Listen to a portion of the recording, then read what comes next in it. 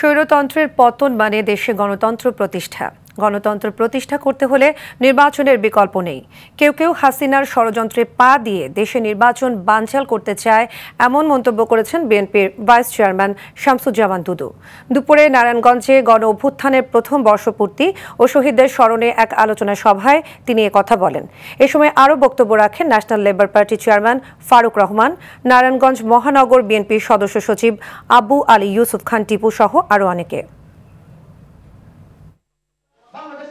গণতন্ত্রে উত্তরণের জন্য নির্বাচন ছাড়া কোনো বিকল্প পথ নেই।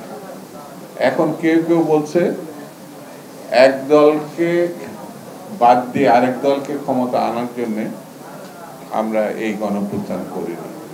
স্বৈরতন্ত্রের পতন হলে তো গণতন্ত্র আসবে, আর গণতন্ত্রে উত্তরণ করতে হলে যে কেউ নির্বাচন করে যে কোনো দল ক্ষমতা আসতে পারে।